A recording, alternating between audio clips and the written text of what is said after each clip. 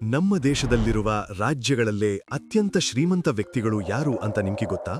ಬನ್ನಿ ಒಂದೊಂದಾಗಿ ನೋಡೋಣ. ಜಮ್ಮು ಮತ್ತು ಕಾಶ್ಮೀರದಿಂದ ಅಲ್ತಾಫ್ ಬುಖಾರಿ, ರಿಯಲ್ ಎಸ್ಟೇಟ್ ಕ್ಷೇತ್ರದ ಉದ್ಯಮಿ. ಇವರ ಅಂದಾಜು ನೆಟ್ವರ್ತ್ ಸುಮಾರು 165 ಕೋಟಿ ರೂಪಾಯಿ. ಹಿಮಾಚಲ ಪ್ರದೇಶದಿಂದ ಸ್ಕೈಲರ್ ಕಂಪನಿಯ ಸ್ಥಾಪಕ ಜೈ ಚೌಧರಿ. ಇವರ ಒಟ್ಟು ಆಸ್ತಿ ಮೌಲ್ಯ ಸುಮಾರು 1,400 ಕೋಟಿ ರೂಪಾಯಿ. ಪಂಜಾಬ್ನಿಂದ ಟ್ರೈಡೆಂಟ್ ಗ್ರೂಪ್ನ ಸ್ಥಾಪಕ ರಾಜೇಂದ್ರ ಗುಪ್ತಾ.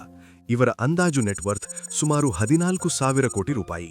ಹರಿಯಾಣದಿಂದ ಜಿಂದಲ್ ಗ್ರೂಪ್ನ ಚೇರ್ಪರ್ಸನ್ ಸಾವಿತ್ರಿ ಜಿಂದಲ್, ಭಾರತದ ಶ್ರೀಮಂತ ಮಹಿಳೆಯರಲ್ಲಿ ಒಬ್ಬರು.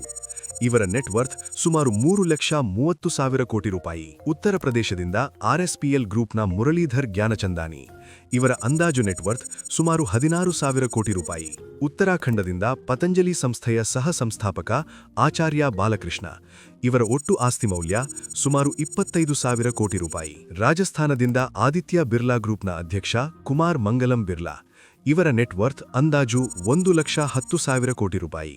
ಮಧ್ಯಪ್ರದೇಶದಿಂದ ಅಗರ್ವಾಲ್ ಕೋಲ್ ಕಂಪನಿಯ ಮಾಲೀಕ ವಿನೋದ್ ಅಗರ್ವಾಲ್. ಇವರ ಅಂದಾಜು ನೆಟ್ವರ್ತ್ ಸುಮಾರು 9,000 ಕೋಟಿ ರೂಪಾಯಿ.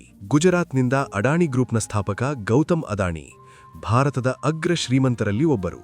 ಇವರ ನೆಟ್ವರ್ತ್ ಸುಮಾರು 5,50,000 ಕೋಟಿ ರೂಪಾಯಿ. ಪಾರ್ಟ್ 2 ನೋಡಬೇಕು ಅಂದ್ರೆ ಕಮೆಂಟ್ ಮಾಡಿ.